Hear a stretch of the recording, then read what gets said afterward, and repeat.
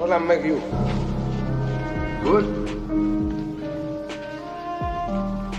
You're not good.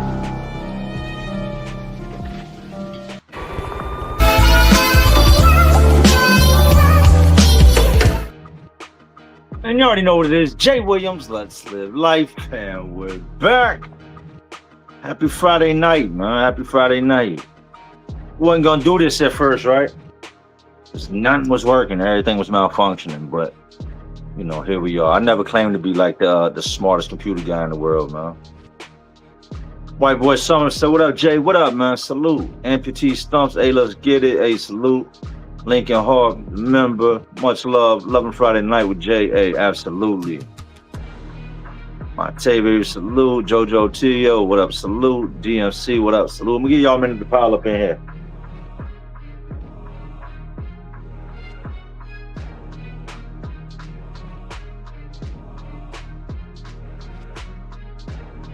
My guy, Krupp, man. What's going on with you, Krupp?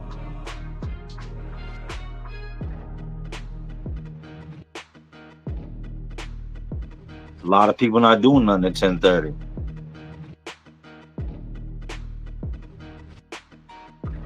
Y'all can hear the music? I can't even hear the music.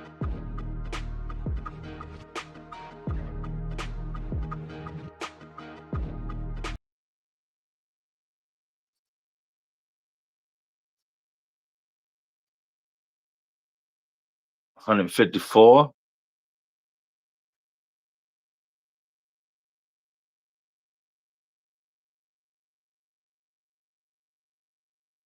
James Russell J said, let me see if I can put you up there. You give me a life lesson that stuck with you, what would it be? Listen to people that have already been through what you're going through. Like, listen to people, man. I didn't listen to nobody. Nobody. I think my next tattoo is gonna say, remember the old Frank Sinatra saying where he said, I did it my way? I honestly think that's my next tattoo is I did it my way. Because I 100% did it my way, man. JD said, what's up, Jay? Good to see you live. Hey, salute, man. Thanks for tapping in. Y'all hit that like button real quick. Devious Minds, what happens to women killers or abusers in prison? It's not frowned on. When I'm not gonna say it's not frowned on. Let me rephrase that. Like domestic violence dudes that just like to beat women up. If guys find out you're just a guy that beats women up, then they're gonna test your gangster and beat you up. Like they need to see. But when it comes to homicides involving women, dudes don't really get involved. Now, if you hunt some woman down you don't know and you do some crazy stuff like that, that's one thing. But there's so many men in prison that have killed their wives and snapped out that it's crazy. A lot of dudes in there that kill their girlfriends, like that's very common to see, huh? But the worst you're gonna see is the dudes that there's bad charges tied to stuff like that. That's when it gets crazy. Vic DeVille showing love from Austin, Texas. A big salute. Monte babies, one, a big salute. Thank y'all.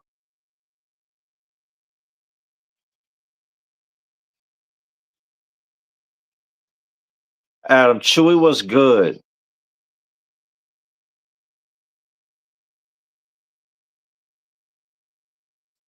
Almost didn't go live. I ain't even gonna hold you. I almost didn't even go live.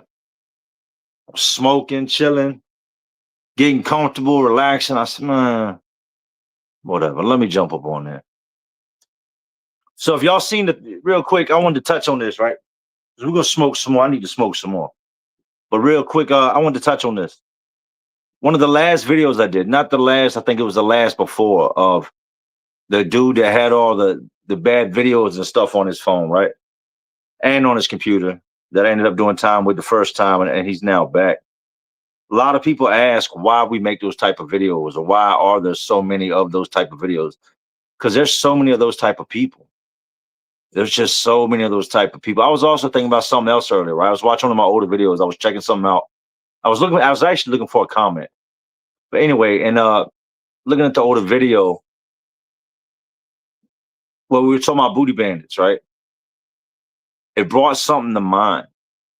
There's a big misconception when it comes to a lot of these dudes, not just in prison, but in society as well. Men that prey on people like that, right? I was thinking about it, just thinking on the whole situation, all the years and stuff I had seen. And you know what struck me crazy? Most of the dudes that do stuff like that in there seem like the most friendly guys in the world. And that's how they get these dudes, man. They get up next to them. They act friendly in a place where really ain't no friends. They start giving these dudes stuff in a place where don't nobody share nothing and everything comes with a price. And then the next thing you know, like that whole wolf in sheep's clothing type theory, that's exactly what they are. It's exactly what they are. They pretend to be the little sheep for the longest time. And the first chance they get, you see the wolf come out. So yeah, I just wanted to speak on that real quick. I'd say, babies, hey, salute, man. Price tag. How you feel with Florida making 12 you victims of S crimes getting a capital case? I don't know nothing about that. But if you're saying they're trying to make dudes that are, you said Florida smoking, Florida making 12 you victims of S crimes getting a capital case. Yeah, I don't even know what that means, man. Hector Mario says, shout out from the Bronx.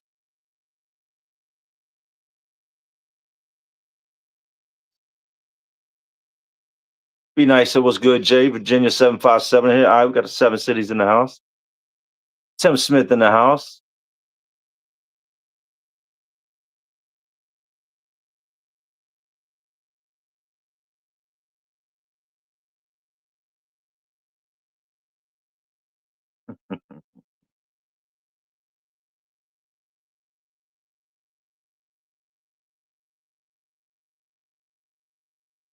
Quinn now said, yo, Jay. He said, what family? Craziest thing you ever done for cash? Stole a car in front of the police. That was stupid. But I'm not gonna say in front of the police, but when I was young, right? I'm talking teenage years, late teens. We had a dude that just come out of prison from around our way, right? He'd been gone since I was young. And this dude has this Porsche and the motor's no good in it, but he knows where there's a Porsche at. But where this Porsche is at, it's right across the street from a 7-Eleven and it's in like a dealership lot. So he asked me if I can get the car, right? And I said, well, what's it paying? And at first it was like some bootleg ass number. It was like $1,000. I was like, man, I'm not about to go steal no. Granted, now I was terrible when I was young, right? Don't do it, don't steal cars. But anyways, I'm like, man, I'm not about to go. And where it's at, it's a good little drive. I got to get dropped off by somebody. And I said, man, I'm not about to take no call from $1,000. So we got up to like 2,500, right? And it's one of those Carreras, right? This thing was like yellow, like canary yellow. So I get in it and I'm leaned over and I'm messing with the column and I pop back up. And then, like I said, there's a 7-Eleven right there. And there's 2 cops leaned on the back of a cruiser. Just, they weren't eating donuts and coffee like you would think. They were just kind of just chilling, just talking, standing at the back of this cruiser. It's like 2:00 in the morning. There's no other cars on the road. The dude that dropped me off just drove by again. Like, yeah, I sat right there. I stayed leaned over, waited till they left, started the car up and chilled out. Like crazy things in prison? Nah, I wasn't doing all that. There's too many hustles in prison to be doing stuff that you shouldn't have to do.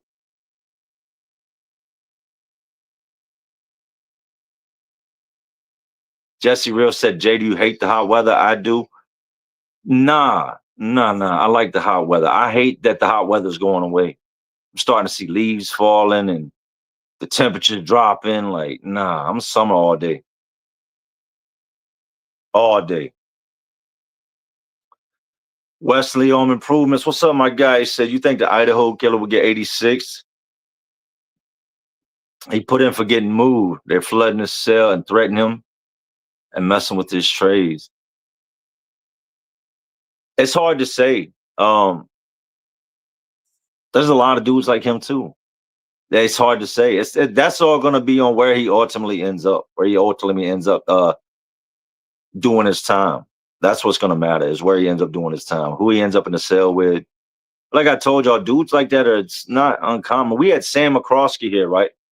And this is a dude, young white dude here in VA, that took out 4 people, right, with a maul. You know what a maul is? That's that thing you split wood with. It's like an axe, but it's got the big heavy back on it for driving. He took out his girlfriend, her best friend, her mom, and her dad, right? When he goes to prison, they're not going to look at him all crazy. They're not. He's what you would consider just psychotic. Somebody get a name off of doing something to the dude, but that's about as far as they're going to go. For dudes like that, in situations like that, you got to really, your crime has to offend somebody, or somebody has to have been through something similar, and now they want to take out their history on you.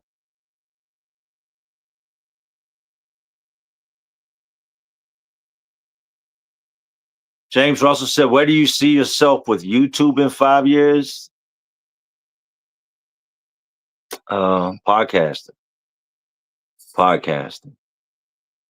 The thing about me is I can cover a current story, and just with my sense of humor and my personality and just the person I am, I can take something that's been done every day and put my own spin on it and be great at it. And I want to do a lot of that with the podcast. And I got to find the right people. I got a homeboy that's about to come home, right? And me and him had a lot of talks about this. And this is my homeboy, Dirty. Dirty's not far from the gate. I'm talking about months. And y'all will see Dirty like ASAP. But me and Dirty got close this big. And I'm sitting there and I'm just talking to him.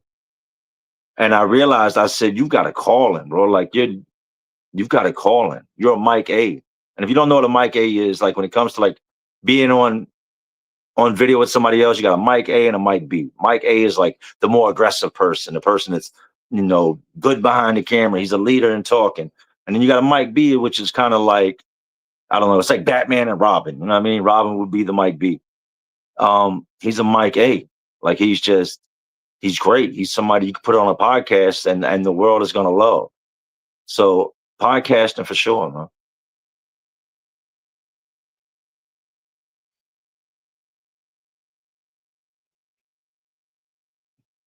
The Black and Plague said, and so did y'all know, I like doing this. I like chilling and just talking about whatever.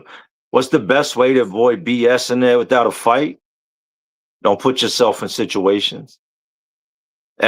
Majority of the fights I ever saw, violent acts I ever saw, things that just ended really, really bad, resulted usually from something somebody did initially. Like if you go in there and you're just Pee Wee Herman, you're not really going to avoid BS. People are just going to take from you and walk all over. You got to remember, it's a dog eat dog world. And you ain't got to be the biggest dog. You just got to let people know, like, you're not with the bullshit. That acting tough shit, that shit'll get you jammed up too.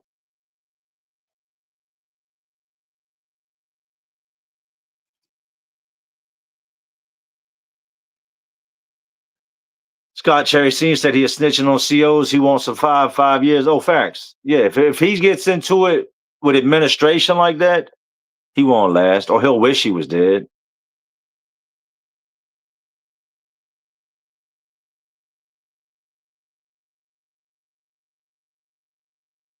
Joy Fingers, what you think about the Menendez brothers, Jay? They're going to get out. I know the one just had parole denied, but that's what they do. They turn it down, they turn it down, they turn it down. And then when something else big is going on, they'll slide him out the door. Watch what I'm telling you.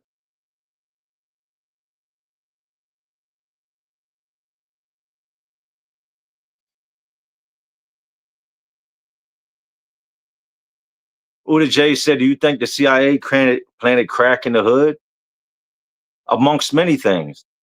I think the government's responsible for a lot of stuff that ends up in bad neighborhoods. I knew dudes back in the day, and this is no BS, right? That had fully automatic weapons. You're talking Mac 10s, Mac 11s, techs, AKs, like all types of different guns, right? Fully automatic weapons. And These aren't coming out of gun stores around here. This is before switches came out and all that. Like, I'm talking select fire switches on firearms. This is military grade weapons. You tell me how they're getting back to the streets. I'm talking about things that you're not going to go into a gun store and buy. You tell me how they're getting the street. And I'm not talking about one or two. I'm talking about, I know plenty of dudes that had full auto fire for your ass. Like, somebody's putting them in the streets. And crime's a big business too, right? Keep in mind, this is a very big business, like not just for the criminals, but for the world. Prisons bring in everybody thinks it costs all this money. Trust me, the people that are overseeing the prisons, that run the prisons, that design the prisons, it's a moneymaker. It's a giant, giant moneymaker. They ever tell you, like the judge tells you, he hopes he never sees you back in his courtroom again, he's lying to you. 100% he's lying to you. Because if you don't come back in the courtroom, guess what? He ain't got no job. Prosecutor ain't got no job. Courts close down. Prisons start closing. Like, they bet on you reoffending.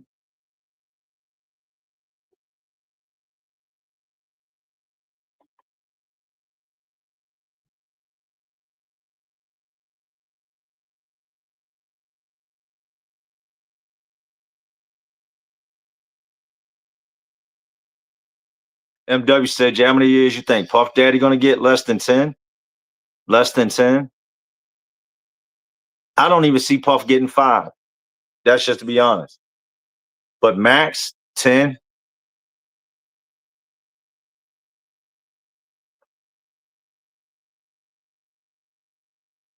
Jay, you had a story of a dude who was a special force who sold guns for drugs back in the streets. Yeah, Smitty. He stole a whole shit ton of guns from, it's a place out here called DGSC, right? And that is Defense General Supply Center. And at this point in time, from the story he told me and the stuff I know to be true, he had a homeboy that used to, and back then it was lax. This is before 9/11. This is before all the stuff that popped off that messed everything up. But he said he had a friend, and he's ex-military too. I met his friend. He said his friend would more or less subcontract moving stuff for these people, right? And that he rode with him a couple of times, and he couldn't believe how easily his friend just showed him a clipboard and drove into this little military installment and had them load the back of this rented truck up with weapons. So he gets on a sick one, man. Like, it gets out there messing with the dope and all that, and ends up stealing this dude's log for the following day and driving there and going through the gate and everything and getting up out of there with a truck full of it was like 500 and something fully automatic weapons, right? And one of the things that stood out to me is he said that when he went in front of the judge smoked his boots, man. Like, I mean, just gave him a crazy amount of time. He said that what stood out to me from the story he told me, he said when he went in front of the judge said, "You of all people know what these guns do. You've seen them in combat, you've seen them in action, and to feed your drug habit, you flooded the streets of Richmond with full auto military grade weapons." Yeah. Oh, Smitty, man. John Schmidt. What was that? Michael Schmidt.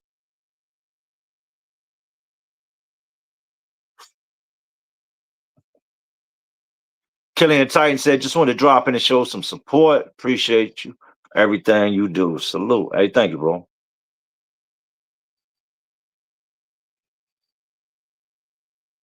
Mike Hunt, he said, damn, you already know these guns still street. A lot of the guns, once they figured out it was him, because he was literally trading these guns for like a bundle of dope. You know what I mean? Like 10 bags, like letting them go for the low. What are you gonna do with 5? You got a U-Haul truck full of guns. What are you gonna do with them? Like, this ain't the movies. You don't just know El Chapo. You don't just know a dude that's sitting around with $1.5 million in the back room to buy these guns. You got to get rid of these guns. Like, they recovered a lot of them from the Annabelle Lee. If you know that there's a docking station out here on the James River, right, where boats go. And every now and then they would go out there and they would just send divers down to sweep because they know dudes stole guns off of there, right? They found a bunch of them there, but last count, after he got sentenced, I think it was a couple years in, they had done a count. It was like 200 and some had been recovered for. Or let me rephrase that, have been spoken for.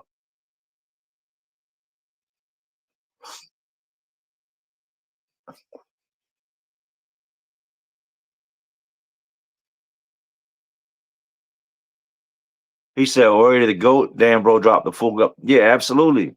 That's my guy though. He was always one of those guys that wanted his story told. You could reach out, you could hit him up and he'd tell you the same story. Like he was one of my old heads. I'd talk to Smitty and Smitty would give me the game. Like literally been down a long ass time. And he'd tell you like he didn't go to court and deny anything. You know what I mean? He didn't go to court and say, no, I didn't do it. Like, yeah, he 100% owned up to it.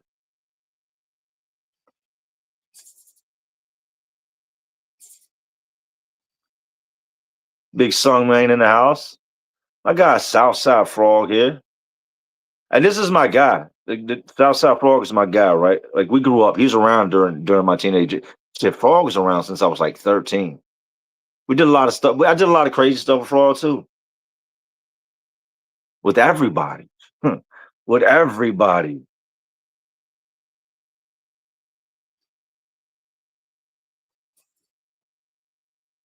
Or the ghost. At least he was a stand-up guy. Absolutely. Absolutely. Smitty's a great dude, man. It's a lot of great dudes in prison.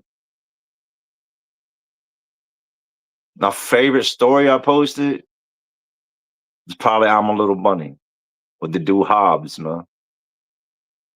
That was one of those, that was just some shit you're gonna see and it'll shock you, but then there's some shit you'll see that you just, if you had to sit down and go to a drawing board and draw up some of the crazy shit you think you might see, that I'm a Little Bunny shit far surpassed that.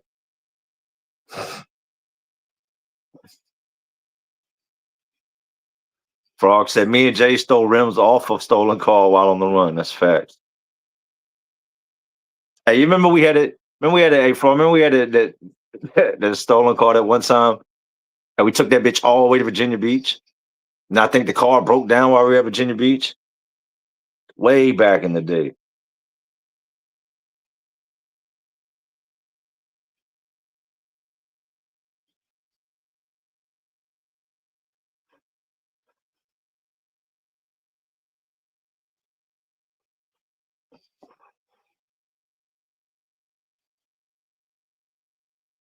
Any boys ever fight? Martha Lewis said, any boys ever fight over a good looking man in prison all the time? Oh, I was telling somebody the other day, right?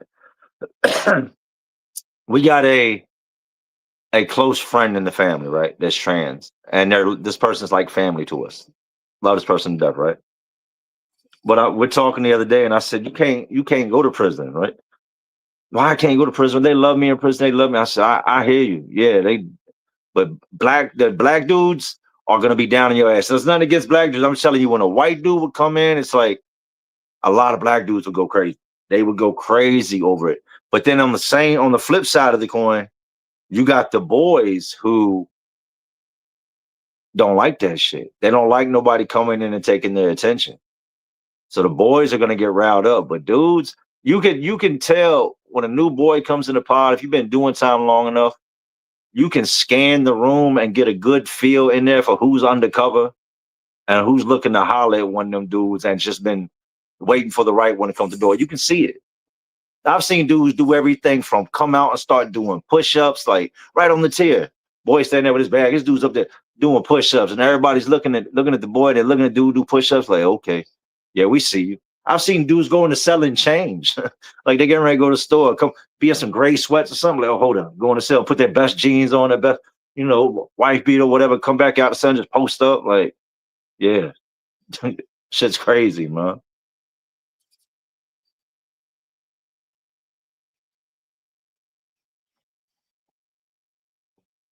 Dom's Retarded Adventures said, hey Jam, how you doing? I'm a big fan. I want to start my own business. Can you give me any advice? Depends on what you're doing. I know what you want to aim for is you want good work done at a good speed at a good price. That's all it is. You don't want to be the most expensive person. You don't want to be the cheapest person. You got to find a comfortable middle.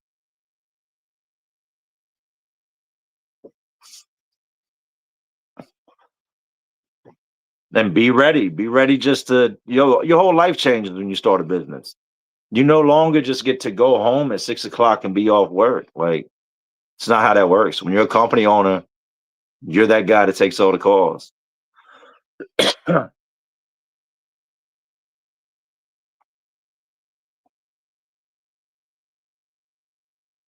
Checking y'all's comments.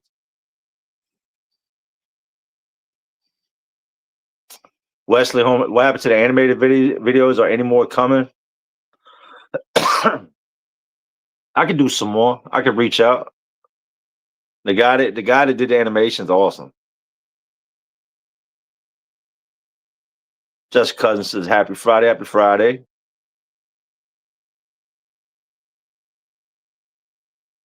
LYD4 said be patient. Also very true. A lot of businesses don't succeed because things don't happen right when people start. Like they expect you. We want instant gratification. If we're gonna do something, we instantly want to see results. You know what I mean? People think they're supposed to start a business and 6 months from now they're supposed to be buying brand new BMWs and a year from now they can be no, that's not how it happens. You might spend the first year, 2 years, 3 years just grinding, just getting it up and really running to where it starts to function on its own. You just got to oversee it. Like it takes time, but most people can't see it. I come close. I come close. When I first started, I come close many times to quitting, like just giving all the way up on it. Like this don't make sense. It don't make sense to be working for myself and making less money than I did when I was working with somebody else. But that's how things start off. You're going to make mistakes. You're going to have to play with it and get it right. And eventually you will. And if you don't, then, what did you lose? You tried.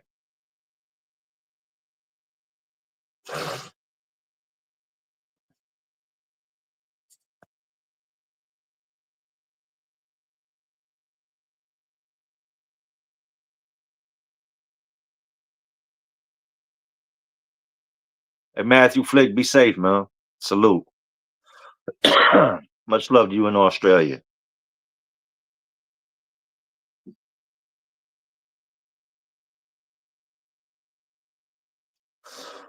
Longest shift I've done straight through, upwards of 30 hours. And that's a fact. Look, I remember when I first started flipping houses, I was, I finally got all these big contracts and stuff, but I didn't know how to factor in the unknown. Like the unknown is the shit you're going to run into that you didn't know about after you've priced the job that you're going to have to fix, right? So I get this house and we flip this house and the house was broken into like 2, 3 times. Well, the third time they broke in, they had a fully finished basement, right? Mind you, wall to wall carpet, like great drywall work. And somebody comes in, tries to break off a brass fitting from behind the toilet. It's brass, it has no value. And it snaps the water line, right? Floods the entire house. I'm talking, we hadn't been in the house in 2.5, 3 weeks. We're on another property working. So we knock something else out. We come back to it. And when I turn to come down the street, I'm like, damn, where's all that water coming from? And this is a quarter mile. I got to go down the stretch of street, right? And then pull over on the side. And as I'm getting there, I realize it's all coming out the front porch. Like it's running, it's coming out the windows down in the basement. It's made its way to the stairs. Like it's bad. It's everywhere. So I get it shut off. We get the quote. We got to do the job. I end up firing a dude I had working for me. And at the time, it was me and him. So I ended up firing him. And I got stuck with doing it myself. I ended up working. I had to do the kitchen one time. I had to do I had to set all the cabinets, countertops, tile. And I said, I can do all this in a day. Most people like, you're crazy. Tile too, like, but I know I can do it. I ended up working right at 30 hours straight, like straight through. Got there like 7 o'clock one morning. The next day it was like 2 or 3. I'd stopped a couple minutes, drank something, ate a little snack here and there, but just like constantly just work. And I remember laying down on the floor, laying my hoodie down and taking like a 2-hour nap. And getting up and going right back to work for another 16 hours. That's the cost of owning a company. Like that's fact. That's the cost of owning a company. If you want to see it succeed, That's the type of shit that'll make you succeed. Saying I can't do it, or I'm just gonna go home, or let somebody else do it. That's not how you're gonna make it. You're gonna you put into it and it'll come back.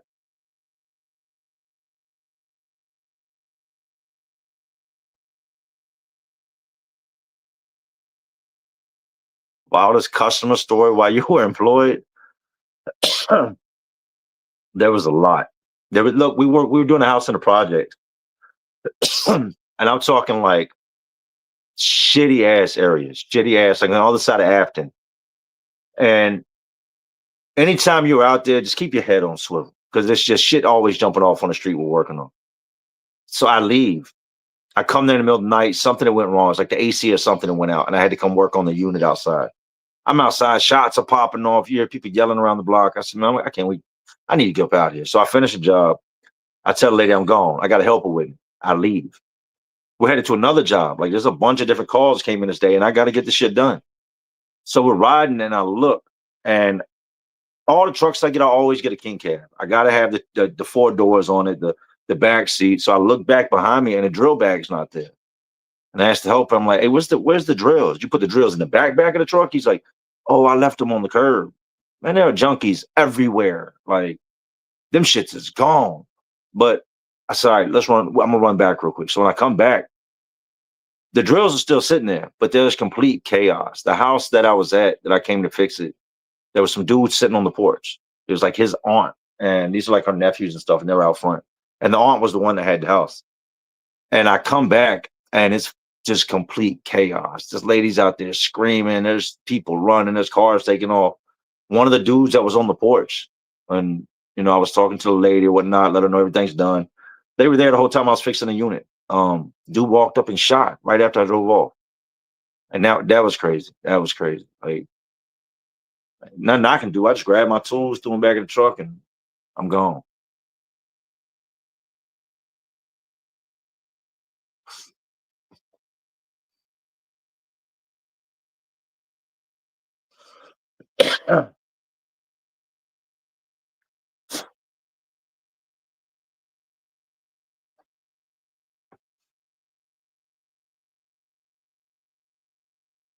What happened to the lady? I don't know. She just lived there. Didn't nobody do nothing to her.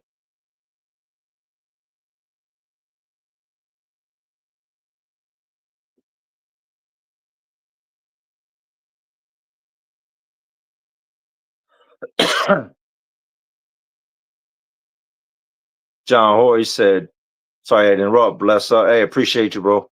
And big salute, man.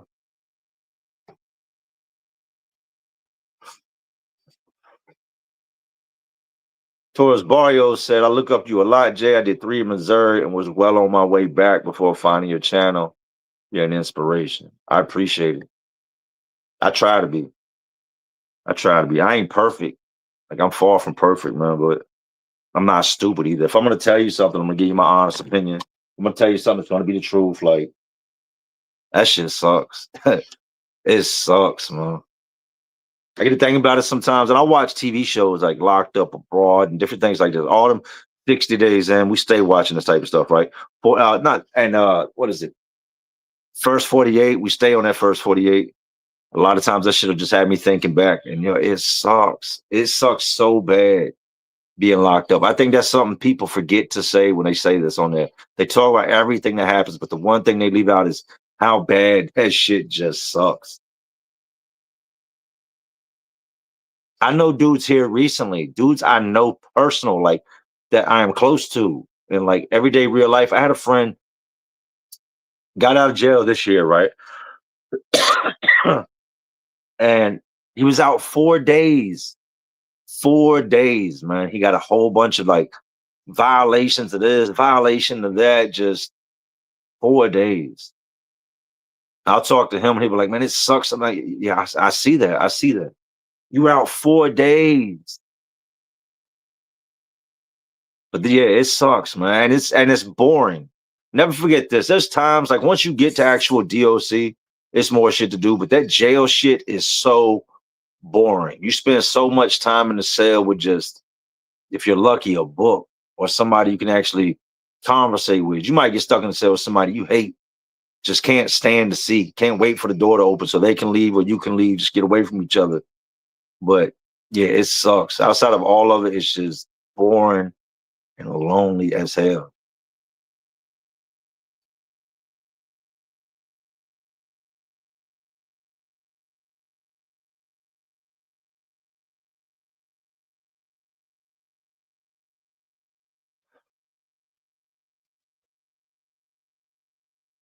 Peace Slayer 420 said, why do people in jail always watch Cops, Live PD, and or the first 48 Facts? Facts. I don't know. I think it's because it's what a lot of our lives were. You're not gonna. A lot of us could relate to that shit. It's entertaining. We lived it. But no, that's a fact. That's a fact. I've seen dudes in jails I've been in and pods I've been in that got like the community TV and everybody watches. I've seen Cops on the community TV. There'd be 25, 30 dudes gathered around with chairs pulled up watching Cops.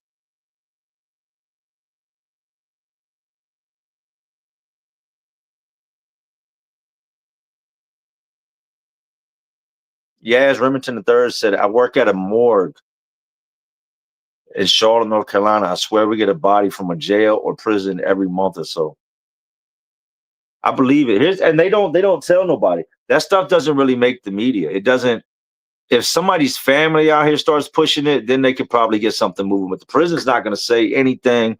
They don't want the media to know. They don't want anybody out there to know. They try to keep it as quiet as possible and keep it pushing.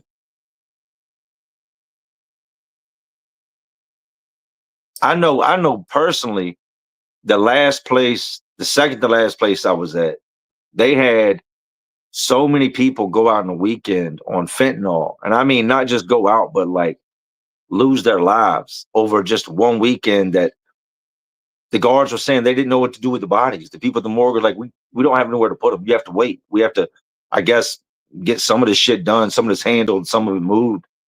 But yeah, so I believe it. Let some bad dope hit. Let some bad dope hit one of those prisons, and you'll see the morgue will fill up. The morgue will fill up.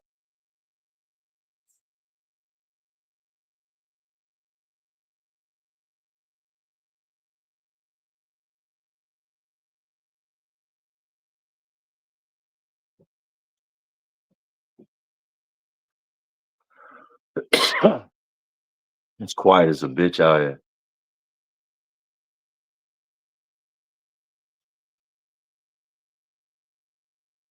MF Brugman. So what up, Jay? What up, MF Brugman? Salute, man.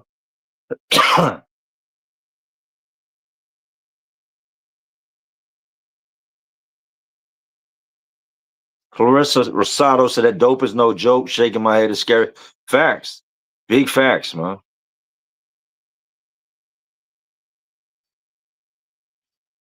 And all it takes is like, it can be bad dope. Dudes can know that the shit that came in is going to kill you. And they are still going to do everything in their power to get some. Matter of fact, if somebody goes out, like let somebody fall out in there. Everybody wants to know where that came from. Dudes will literally pay everything they can just to potentially die. You know what I mean?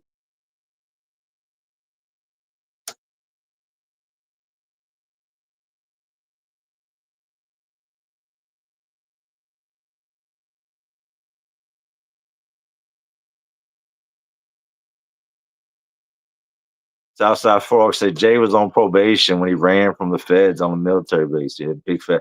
Hey, look, we were working. I was when I was younger, I did this heavy equipment operating bullshit, right? And so we're on this job site on track hose, way out in the middle of this field. And I can't remember what I was doing. I think I was backfilling. And Frog's over there, the foreman's over there. And all I remember is, and we're out of state. We're in another state. But I've been doing shit I shouldn't be doing. And I look over at the boss and other dudes I work with, and these vehicles pull up, and you can see it. Clear as day, you can see it. It's feds like looking for me. Yeah, I bounced. I left this track code going, ran across this muddy ass field, disappeared into the woods, and had to find my way home. Yeah, but facts, bro. That was terrible.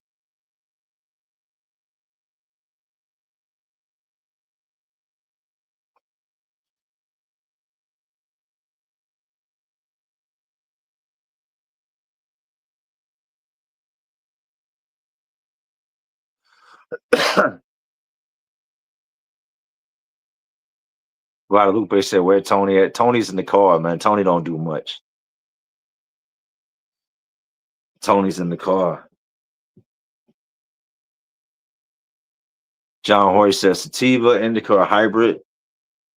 Sativas and hybrids."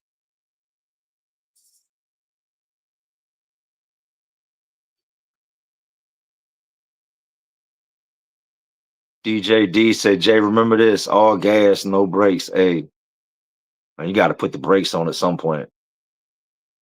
I got to put the brakes on. I can't do it. Look, I can't. I'm not gonna say I can't. We're not gonna do this no more. That's how I'm looking at it. We're not gonna do this no more. I'm not. I'm done. I'm done. Yeah, I will become just the most average, everyday dude you ever seen in your life. Like if that means I get to be out here and live a great life and watch my kids grow up and just be the best version of me. Yeah, y'all got it. I'm done. Why didn't I, like? Come on, no, I'm good. I'm good. And prison and jail sucks now more than it has ever sucked. When I'm saying it sucks, like it sucks. When you get older, that shit is just, man, it's not the same. It's not the same. When you've had things in life and you've had a good life, like, oh man, it's a terrible feeling. Just sitting there, you look around and what you think. And I remember, look, when I got locked up, I remember this very clear. Like sitting in this cell when I first came in and just looking around, like, you got to be the stupidest motherfucker. Like, you have a great life. Okay. Yeah, nah, I'm done. I'm done.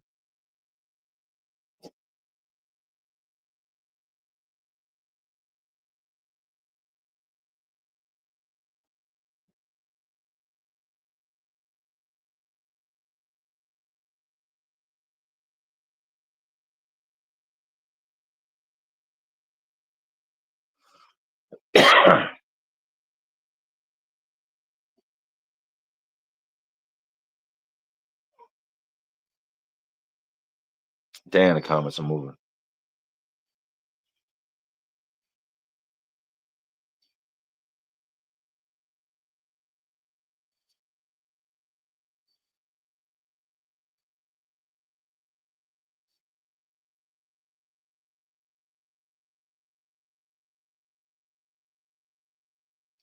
Devontae the Saucer said, Jay, what cars you pushing? Still got seven? No.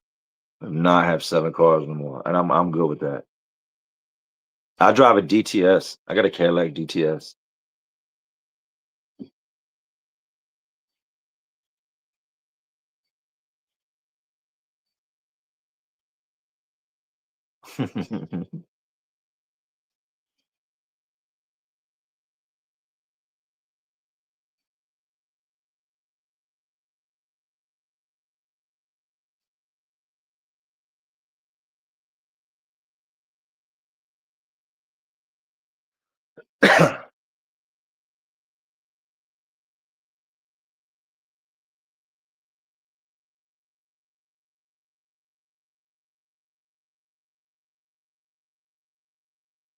Terry Tolliver said, are subs still big in jail? Subs are, they sell themselves. And for crazy, crazy, crazy prices. I've seen dudes that'll just make little moves all day long. I'm talking about doing this, doing that.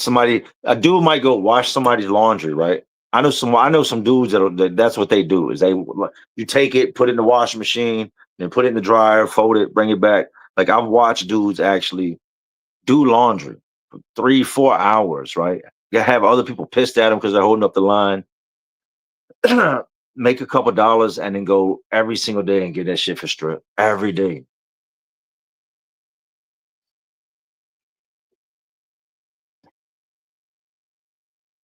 Like there's dudes. Here's a crazy thing, right? and this is a fact also. You got dudes coming out of prison that can't pass a piss test. Like can't pass the piss test, coming straight out of prison. That's how bad it's gotten.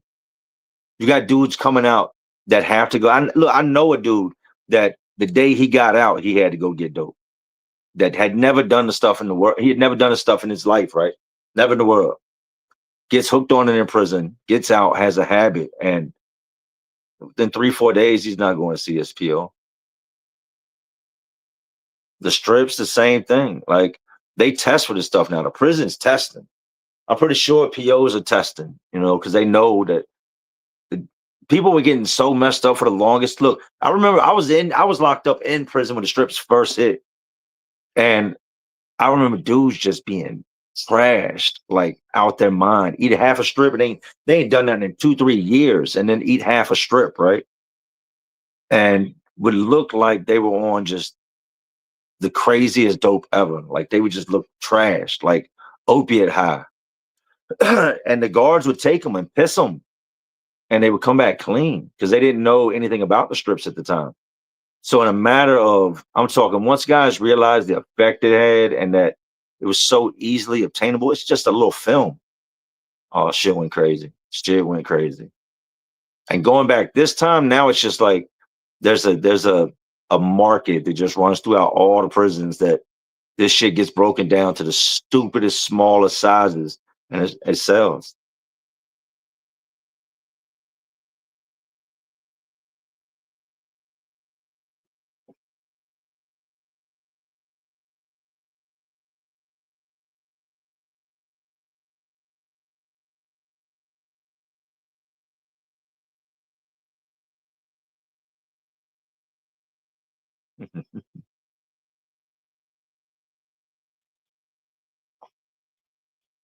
Just reading up comment.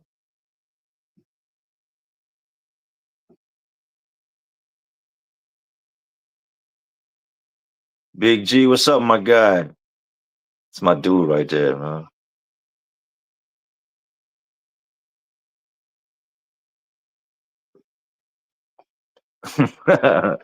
Janet Mabila said, wise words for you. Don't commit crimes, you heard? Yeah, big facts, man. Look, at 45, I don't get it. I don't get it no more. I mean, I always understand why people do the things they do, but I don't get it. Because there's no more chances for me. There's no more, no, And not only that, I don't see the reason to do anything wrong. I really don't see the reason that if I'm doing right in life that I should be doing stupid shit.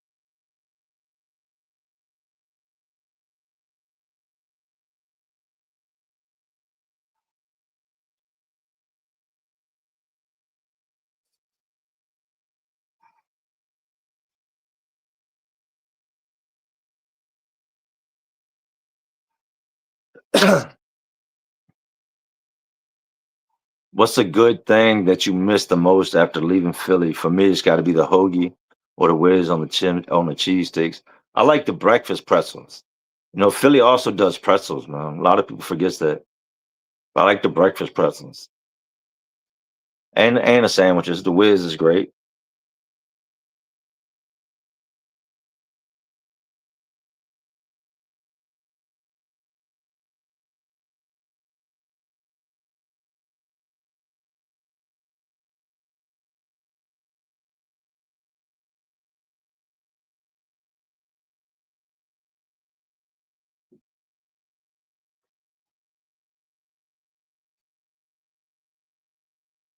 It is way past my bedtime. It's 11:20 here. I got nothing to be doing up there. No reason to be hanging out at 11:20.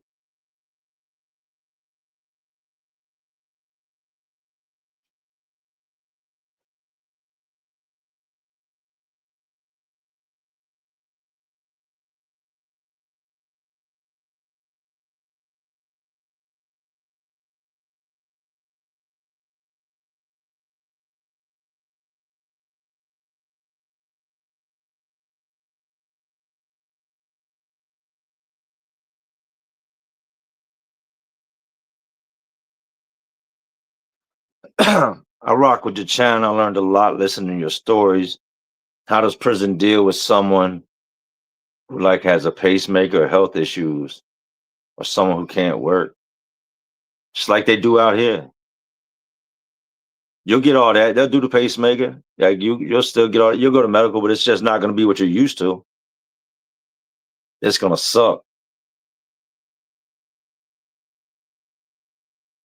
That's one thing I will say is you're going to get medical treatment. Like if you go in with the pacemaker, something like that. I've seen dudes with colostomy bags, like colonoscopy, the bag, the shit bag, that thing. I've seen them with that on the side. I've seen dudes in wheelchairs that would like old school wheelchairs, like with black rubber grips on the back, and just had a bag hanging. Like if you got an issue, you're still going. They'll just send you somewhere that can better deal with your issue.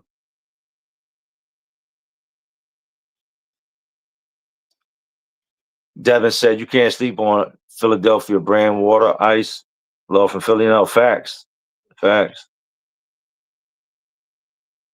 Hey, before we ever had any Wawas in the state of VA, I don't even think there was any Wawas at the time. When we would get locked up in Philly, they used to bring us these little teas, right, in this little jug, and they were Wawa teas. And I always remember that, right? That because they gave us these dumbass Wawa teas. They even had some that just had water in them. And then years later, they came out with the Wawa gas station. But before I ever seen it, I seen it in like the bullpens and shit being passed out.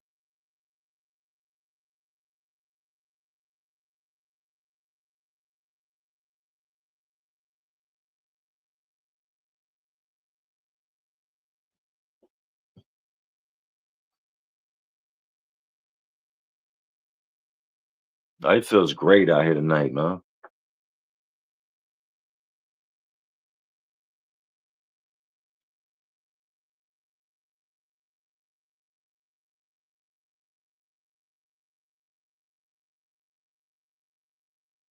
Maisha Jean said one thing I heard someone say is they like staying in jail because it's free and ain't no rent. I was like, hell no. I've met dudes that didn't want to leave.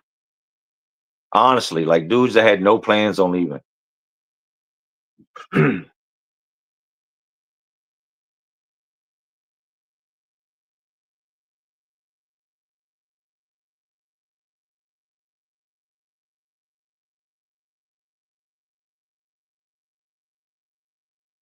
John Horry said better be hanging out on the YouTube channel than to be out running amok. Yeah, facts. My kids are in the house. My son, man, we had to. Let me tell you about this, right? So my son's 8, and kid's got the biggest heart. Loves animals. When I mean loves animals, like he just got the biggest soft spot in the world for animals.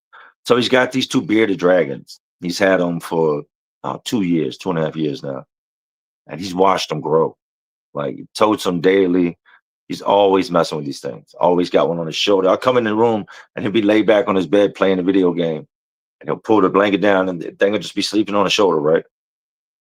So I'm out here and I'm cleaning the pool the other day, and he had just finished swimming. I started cleaning the pool. He picks up this little tiny frog, and he says, "My dragon can eat this." I said, "No, it can't eat the frog. Don't feed it the little ass frog." And the frog was tiny. And a couple minutes later, he said, "Google said it can eat it." I said, "Man, don't feed it to the don't feed the frog to the damn lizard. Don't feed the frog, right?" Couple minutes later, he's like, "Dad, he chomped him." I'm like, he's 8. He's like, he chomped him. As soon as I put him in there, boom, he chomped him up. I said, well, that's not good. You shouldn't have fed him the frog, right? The next morning, it's like 6:30 in the morning. The door flies open. Boom. And my son's standing there. He's pale looking. And I said, what's wrong? He's like, Mushu's dead. I said, and that's his bearded dragon, right? I said, what? He's like, Mushu's dead. So I go in there, and to say my son was attached to these things would be an understatement. And it's laying there. It's dead. It's turned white. It's done fell over. It couldn't digest this little frog it ate. So I'm looking, and he's heartbroken. He's distraught. So that was a Sunday. That following day, they start school. So we took the lizard, we put it out front, we buried it. So we got a little place where we put any little animal that might, if something dies out there, and We found a little rabbit, like the cats had gotten attacked, and we tried to keep it and fix it, but it still died. And we buried that there. But we buried the lizard. He goes to school, and he had a bunch of pictures in his phone that he had taken of the lizards.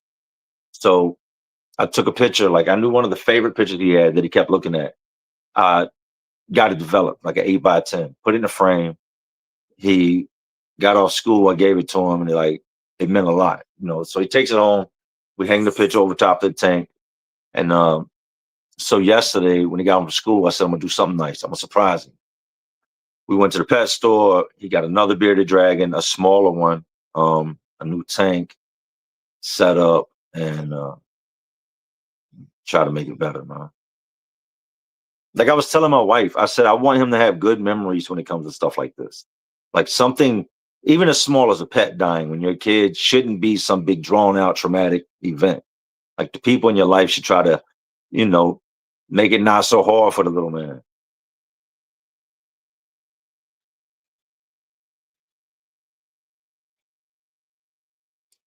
Mr. Taco said, post on your second account, more visions on Tuesday.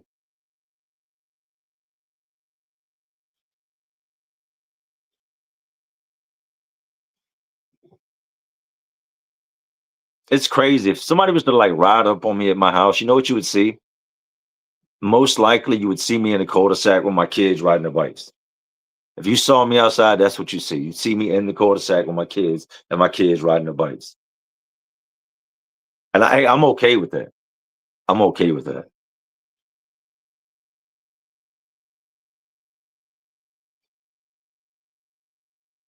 That being tough shit, want to be out here fighting and doing this and y'all can.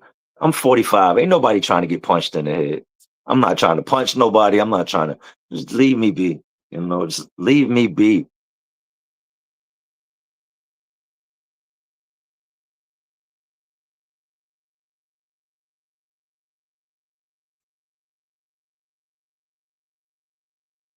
JH, a great one, said, at least you made it happen, man. A lot of people would have just thrown the lizard away. It's not a lot of fathers out there to play their role, sadly. Well, you don't want your kids to like I was telling him, I said, animals are a blessing. They're a blessing, like a blessing from God. Like you cherish them, you treat them good, you enjoy the years you have with them because they're companions. They're sent here for you. One sole purpose is to please you. Animals love their owners. I said, just be good to them and know that they're gonna, nothing lives forever. None of us.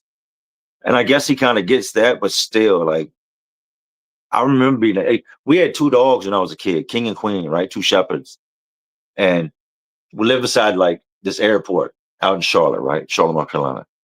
And these dogs ended up digging a hole underneath their fence. They had a pen they were in and running out in the street. And our one dog got hit. And these were both my dogs. I had to be like 6 or 7. So I think it was King got hit first. Boom, the car nailed the dog. So we go running across the street. We go out there and we're sitting there crying, right? My dog is like, hit this car, just messed the dog all up. And no sooner than we start dealing with that, the other dog runs out in the street, gets hit by another car going the other way. So that was like my first experience with like an animal. And it was no big deal. My dad was one of them dudes that you'd be lucky if he buried the dog. He's gonna most likely just take it, drag it over to a bush somewhere and just toss it. Like so, I wanted shit to be a little different for my son. And you should. It should be. It should be.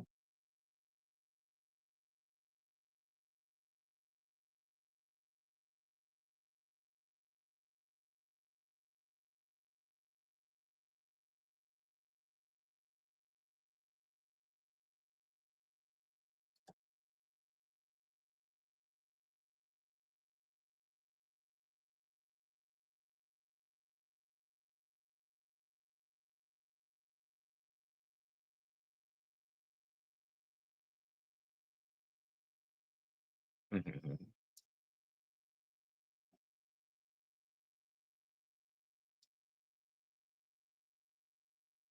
He said I'd have nightmares after my dog died.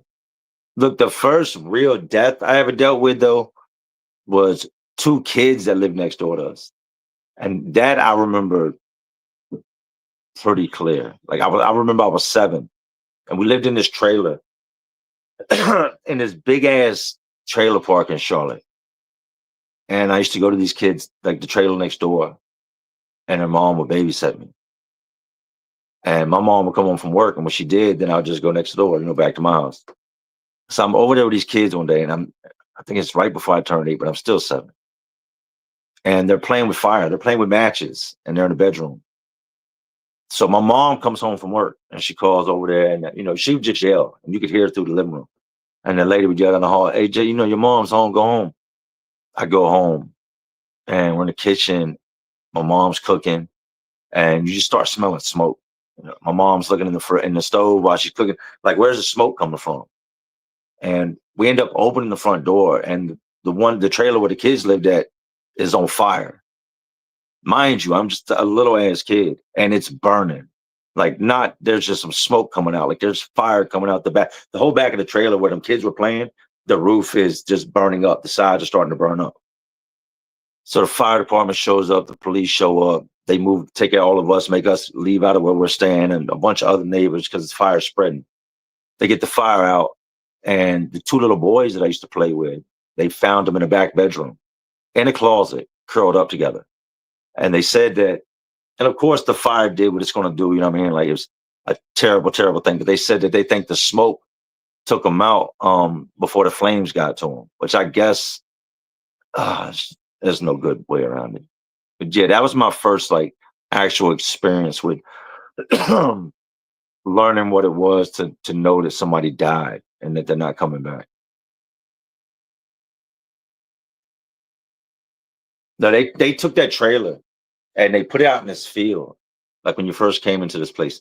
And Charlotte has some big ass trailer parks. Like, a lot of people think about trailer parks like just, 10, 15 trailers. No, I'm talking places that got 150, 200, 250 trailers. Like, and that shit's set up.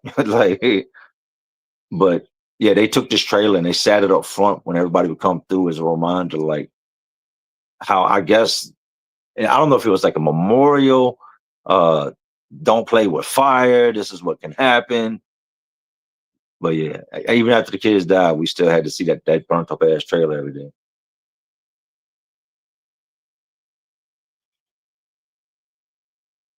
Said smoke inhalation get you first, always. My grandfather, a lot of stuff I don't talk about, right? But my grandfather, man, rest his soul, lost his life recently behind a house fire. My mom's dad, lost his life. Like, fire breaks out, he gets everybody else out, gets a bunch of people out the house, but from the time he spent in there and trying to get out the house and coming back in, and it was too much.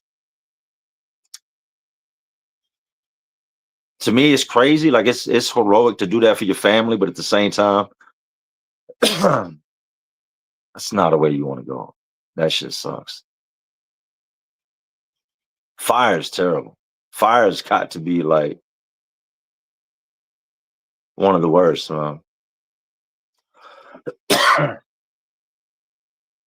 We had a bunch of crazy shit happen in the family over the past few years. There's so much stuff that's happened that I won't even get into on here. Like, just crazy shit, man.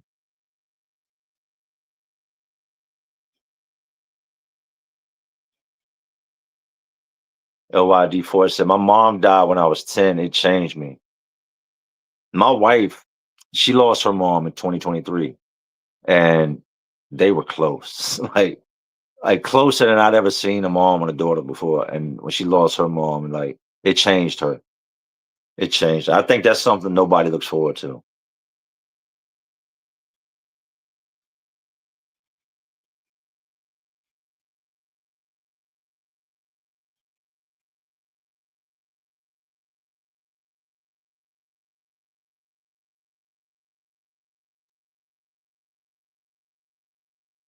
Jay said, God rest the soul and the granddad, man. The world is bizarre. Yeah. But I mean,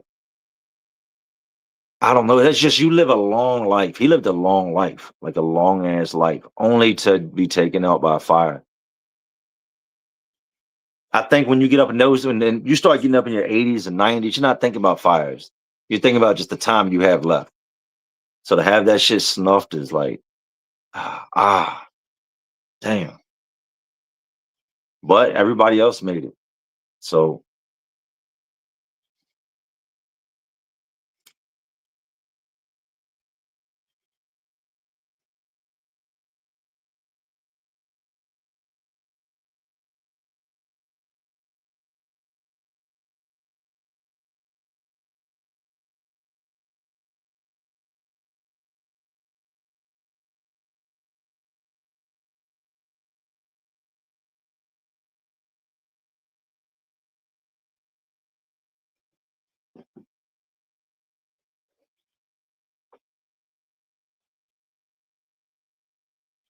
Seth said, how many years has it been since your dad passed? My dad passed away in 97.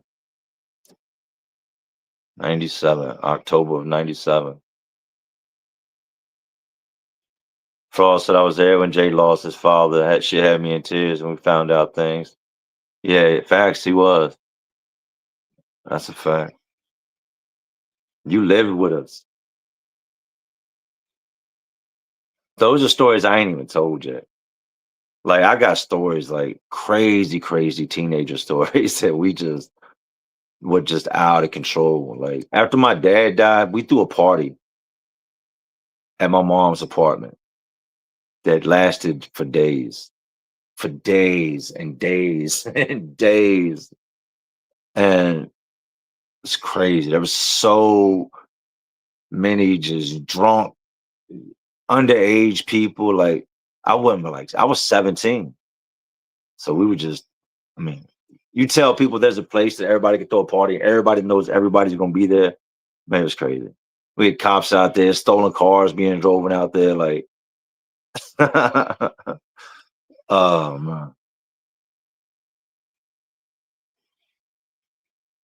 I remember somebody left a stolen Jeep Cherokee out there one time, right in front of my apartment. Just left it sitting there. And I knew who it belonged to. Like, I'm not gonna I just left it. Just left it.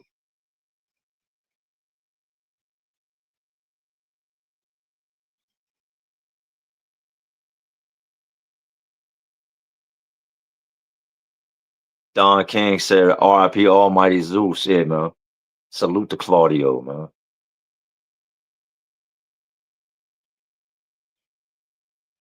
Did you really smoke a blunt in the hospital room? Absolutely, 100%. 100%. Like, I don't think y'all understand. In my early 20s, I just didn't have I didn't give a fuck. I didn't have no fucks to give. Like there was just like my brain just wasn't braining. That bitch was there was something off. Something was off because I did shit that looking back on it now that's insane. You don't even want to smell like weed going in the hospital, you know what I mean? But I damn sure did. And they asked me to leave. You know how you think you're being slick and that the smoke is going out the window, only for you to find out that the smoke is in a hospital, they're gonna smell it. There's no way around it. They're gonna smell it. But yeah, fuck it. Smoke a blunt in this bitch. Stupid. Stupid.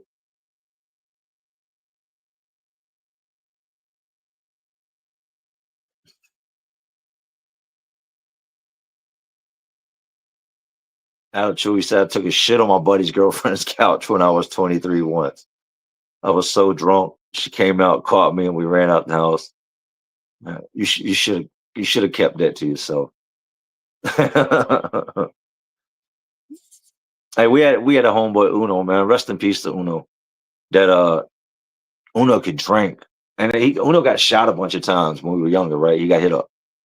And he lost his best friend in front of him when it happened. It was just a whole crazy ordeal, right?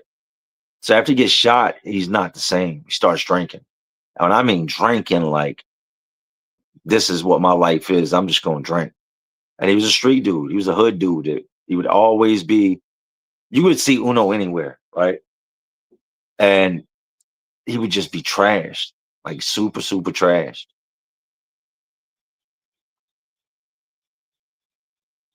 And he would drink from the time that he got up, man, until he just completely passed out.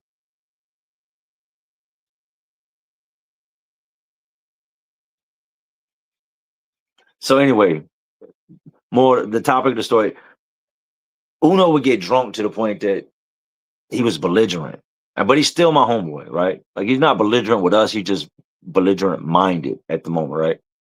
And we're riding in this chick's car, and he's in the back, and I hear him. And he's like, mm. I said, "Don't do it." And they got the music up, and this dude puked in the floorboard, lifted the floor mat up, threw up all this beer in the floorboard, and just laid the floor mat back down. Yeah.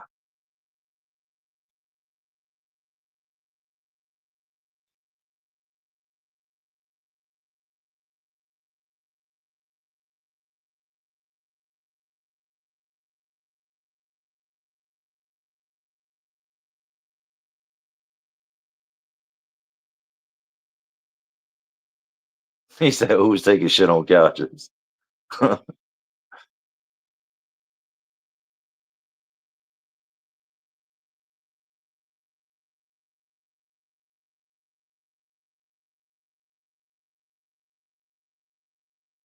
JH, a great one, said, "You did mention that you had some unreleased stories that you didn't even want to tell. It's like you've been created to be the storyteller. The durability to have so much recalls is a skill set. You just have to understand when it comes to doing YouTube or doing what I do, you just have to understand that there's a story in everything. Just a lot of people just bypass it when they talk to people. Like if you had something happen today, you don't just cut to what happened. If you're going to tell the story, you're going to start the day out like, you know what I mean, scene by scene of what took place mentally. And that's all I do to put it together.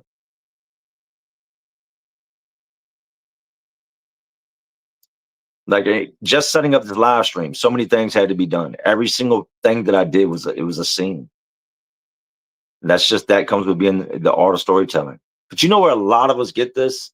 And it's not just me. If you've been locked up a long time, you've talked to a lot of different people. You've interacted with a lot of different people. You spent a lot of time in a cell with just one other human being. And that's just something guys get good at over time. When we're locked up, we talk about everything out here.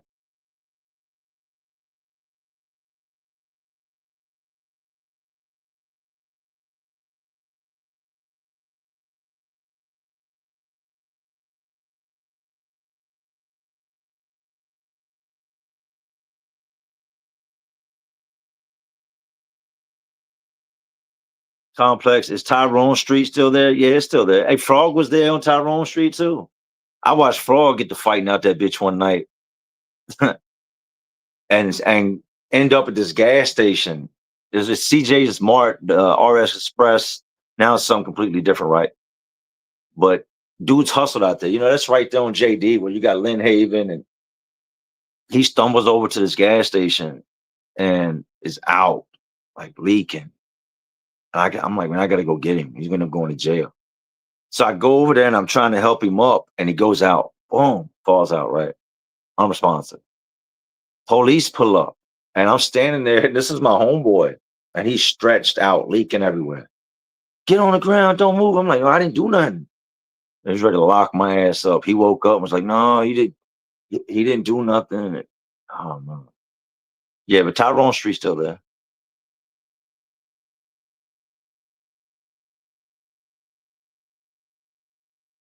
Derek Nielsen, did you ever meet anybody innocent in prison? Yes. More than once. More than once.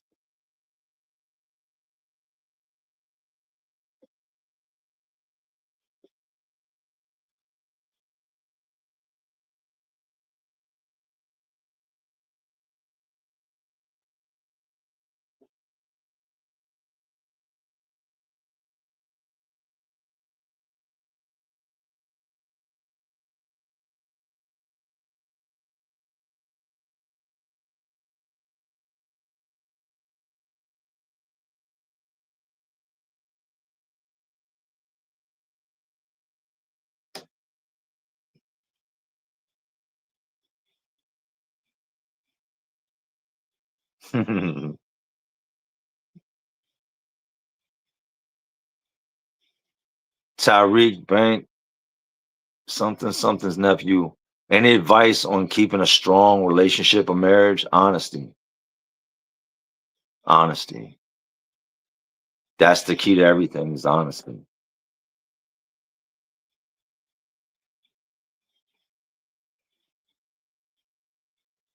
Hey, Dion, big salute, man. Thanks, bro. Well, I got to get out of here. I got to get in the house. Just wanted to come through, kick with y'all for a little bit, see what's up with you on this Friday night. Like I said, I like interacting.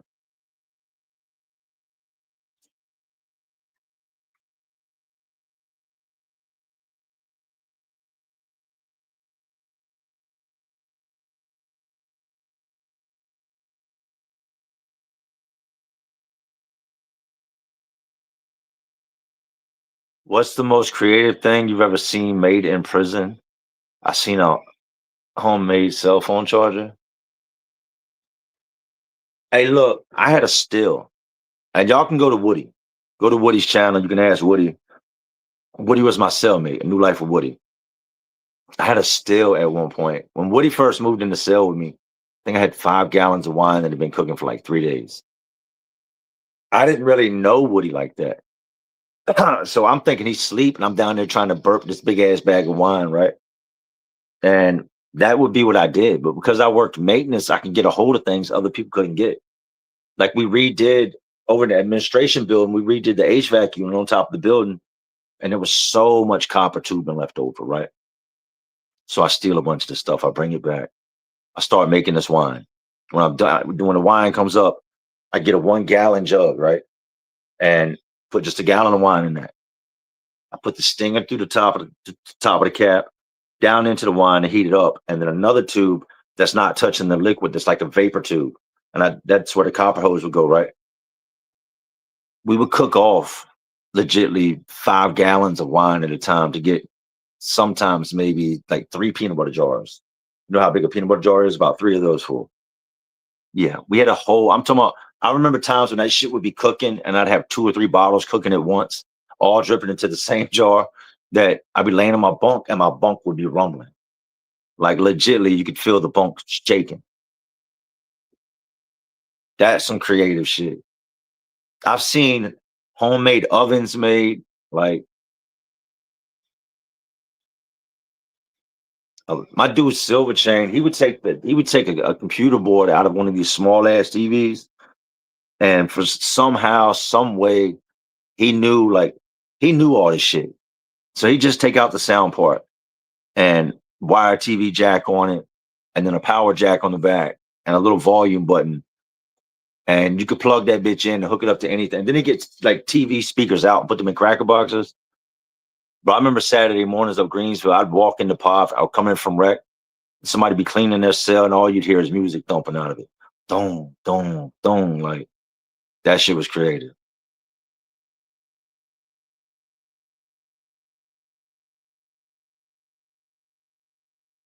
Dion said, yo, Jay, big thanks. Big thanks to you, man. Your videos helped me get through being secluded during COVID. My grandpa was a moonshiner in Iran. Hell yeah.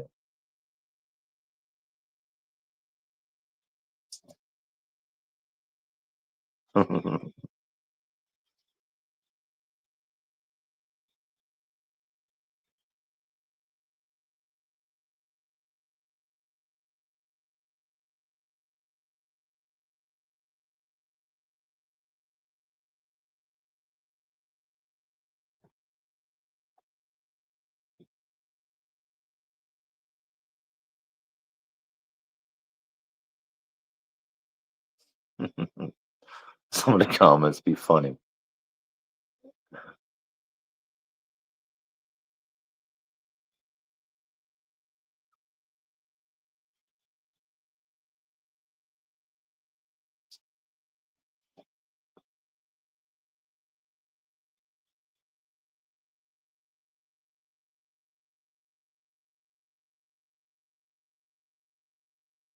Jay, you seen the dude who uploaded videos saying you got bad charges, shit's comedy? Yeah, there was a bunch of them.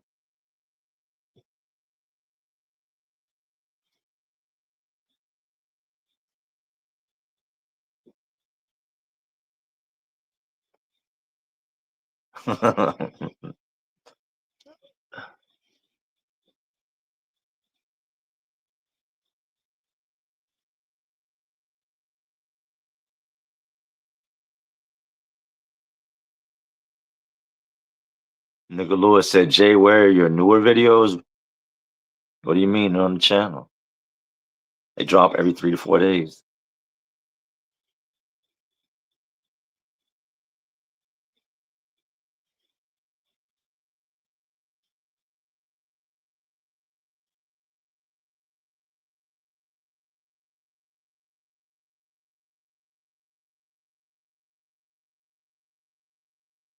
Mark said, thoughts on those lifers, man. Counting my blessings. Oh, thoughts out too. Yeah, counting my blessings. Absolutely. Yeah, I left some dudes. I was at Greensville for almost 8 years. Almost at one compound for almost 8 years. And there was guys that had been there much longer than me when I got there, and that was still there when I left. But you get to know people. You get to know people on like a personal level. Especially if you're like you got somebody living 2 or 3 cells down from you, and y'all both been in that same pod 5 years. Like, yeah, you meet a lot of good dudes. A lot of good dudes. I could think of so many that I know for a fact that if they would have ever like stepped foot out of prison, they would never be seen again. They would just blend into the background of do everything right in life and just be productive number one citizen in the world moving forward. But it'll never happen.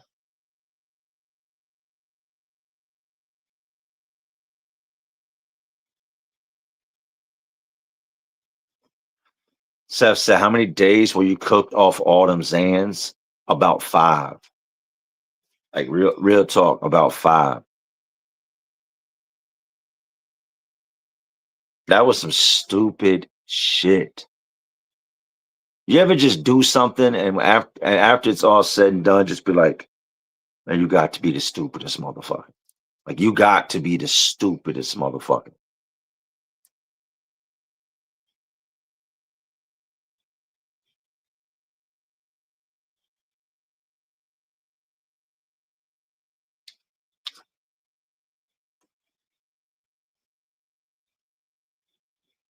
Rhino said the 6th day is the hardest.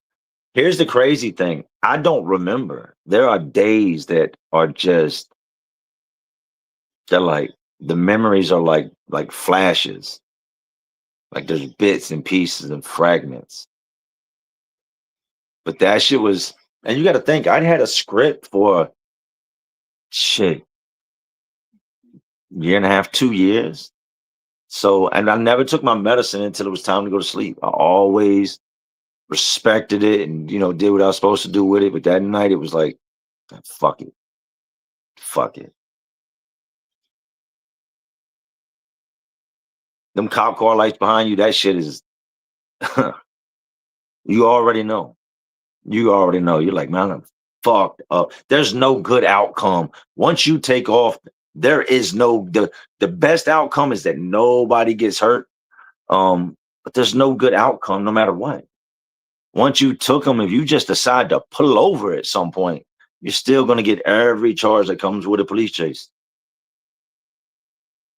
And it's dumb. In that if you've ever been in that situation, in that very moment that them lights come on, that shit just got real, especially if you decide to take off. Because them bitches are going to chase you, like chase you at crazy high speeds and not care. They're not going to let up. They're on your ass. Thorborn says, "Sup, man? Love the content." Hey, thank you, Thorborn. Salute, man.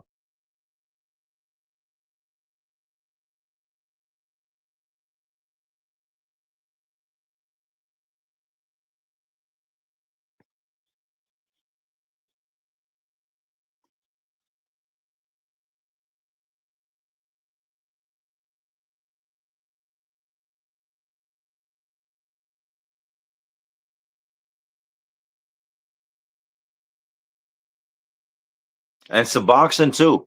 Suboxone is one of the things a lot of jails, if You come in and you're on it, they'll they'll continue to give it to you. Or they have people that are coming in that's messed up on fentanyl, then they'll put them on subs. But when I was in the jail, they came to me, and I'm pretty sure if y'all watch, I've said this before. The lady came to me and she had the card and everything. She's like, "Need to fill this out." I'm like, "What is this?" And she's like, "It's for Suboxone." And I stood there for a minute and I looked at it and I was like, I don't want it. You don't want it. And I remember other inmates looking at me like I was crazy. You could have sold it. I'm not in here trying to, no, no. I'm not trying to smuggle back Suboxone. So nah, I turned it down. But there was plenty of dudes in there. Hey, look, I talked to me and my dude Mooma were talking, and me, him, and this dude Big Brian. We all talked about the same situation. We had a dude in our pod that was literally taking the strip, right? And they know about this. I don't want y'all to think like they don't know. The police don't know. They know. All institutions know what dudes do because everybody's done got caught everywhere you get caught now, right? But he would take his tongue and they give him a half a strip like 3 times a day. He would push the strip to the top of the roof of his mouth, right? And make it stick. And then show his hands and show him that he didn't spit it in his jumper. And then they make you drink water, right? And you got to sit there for like 2 or 3 minutes. They want you to sit in this chair. So this dude would come back, get straight to the cell and take a plastic spoon. Listen now.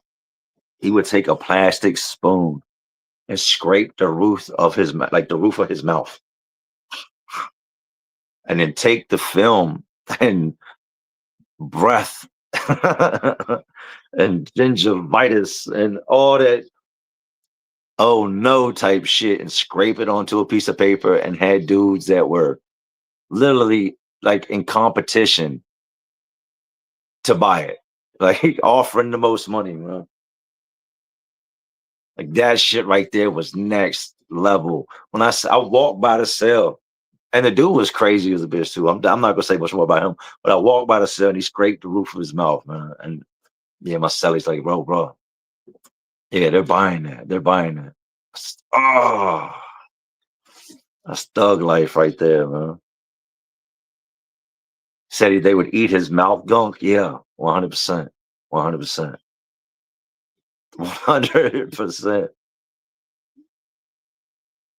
I don't know if y'all remember the story I did way back in the day, right? On the dude that ate the mouse. That was some of the, like, it's hard to even put into words how you feel when you see a human do something like that. That shit's not natural. That shit's not normal. You should never have to hear a little mouse crunch up or it's so bad. But this dude took a bet and he bet this dude he'd eat this mouse. And he ate the mouse and the dude punched him in the face. Like on some, you're a weirdo. Like he straight punched him in his face. But oh my God. That was so crazy. That's so bad. That's so bad.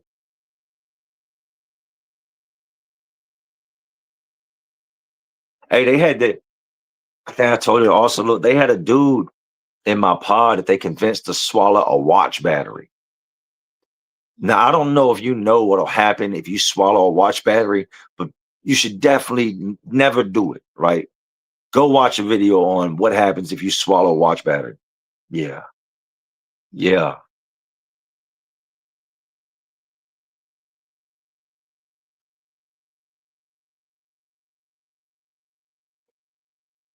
What's the worst thing you've seen that kind of scared you for life?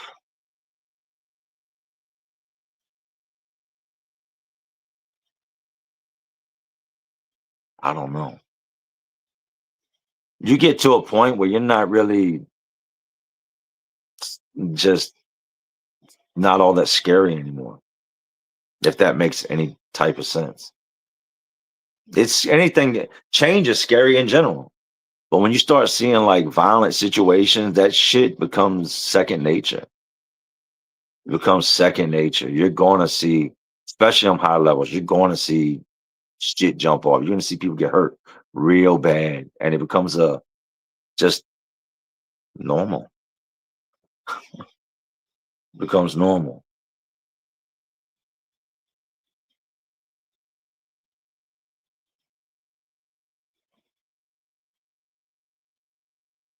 Facts. Benjamin Cleon said kind of numb to the bullshit. Yes. Yeah. Whenever being locked up becomes normal, you're already messed up mentally.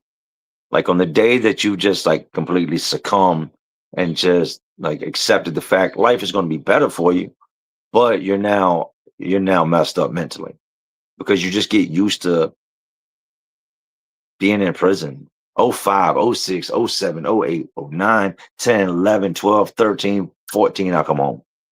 Like I remember just it became life. It's just what you do every day. No other way to put it. You kind of withdraw from the life outside of prison. I would fall back for large periods of time from just everybody. Like on the streets, I just pull away and just do my time. And for me, my time moved faster like that, like a lot faster. It was a lot smoother. But yeah, you're gonna do it. You go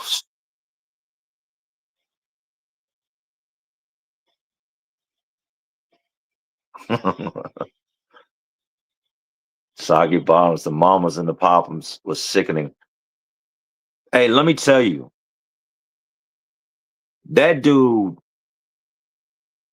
I come in that cell, and he was in the cell when I come in. He was already in it.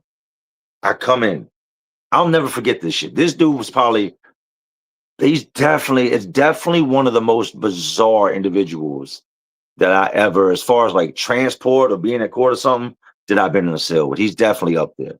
You get a lot of really just grimy ass thugged out dudes in the bullpen that just are just dumb, you know what I mean, making noise and shit. But this dude, I'm in a cell and it's just me and him, and we're both going to see the same judge. From the moment I come in, he was sitting there and he was kind of looking down, and then he kind of looked up at me, but he didn't really look at me. Like we locked eyes, but it was like there wasn't nobody there. Like you get what I'm saying? It was like the TV was on, but it was just static. And I looked at the front of his jumper, and this dude just got drool. I'm talking drool, lots of drool on him. He's got a little raspy ass beard, and there's food in it, bits and pieces of food where you could tell he washed his beard or took care of himself, drool inside his mouth. And I sit down, and this dude is mumbling. and I look at him for a minute, and I said, he mumbles again, and now he's still looking at me, and he's mumbling. And I said, what are you on? Right. And then like something like clicked in his head. He like came to life. He was like, huh? I said, what are you on?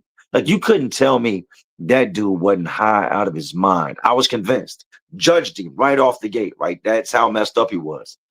And then when I realized that he wasn't on anything, that's really how he was, like clinically insane. You could have put him in any single Hollywood movie that's looking for crazy people, and he's not acting. He's batshit crazy, right?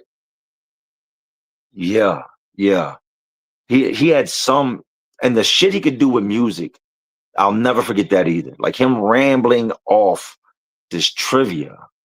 I don't know if this shit is like privy to whatever illness he's dealing with or what it is or whatever he's diagnosed with, but this dude would ramble off just random ass rock trivia. I'm talking, he would go down the list of like 1980, and then it might be 1986, and he would say like the band's name, the guitarist, the drummer, their hit single, their biggest album, and then he would just blank out, boom, and shut down like that robot in Star Wars when he just shut down, and then out of nowhere he'd either start giggling, crying, and he would go into talk about something else. And I'm just sitting there like, oh, this is what we're doing. And then him telling me when he pissed in that, he pissed in his holding cell, and this dude pissed everywhere. You know what I mean? Like pissed everywhere. And he told me, he said, I can't help it. He had a medical he had a deformity from what he had done to himself when he was younger, right? And they had him in the cell with gang members. And I knew as soon as he said it, he was like, he was doing his like Pennywise, like, huh, the jail, it's so bad, right? And I said, what jail they got you at? And he told me, and I was in disbelief. I said, you're in, you're in the hole or you're in like a pod? He's like, no, I'm in a pod. And then he would just get into talking about how dudes felt about him pissing everywhere. But he's mentally off. So he's not understanding like how serious this shit is. This is jail. Like you're pissing all over the cell. Somebody's gonna hurt you. And he said, the dude told him clean it up, right? And he said, I'm not cleaning it up. I'm not the maintenance. It's not my job to clean it up. I said, and then what happened? He said, oh, he punched me. He punched me. But at the same time, as he's talking, you got to remember, this is coming from somebody who's probably got, I would say, the mental capacity of a scared 9-year-old. That's also got a lot of other shit going on, man. Crazy, crazy, crazy story. Crazy dude.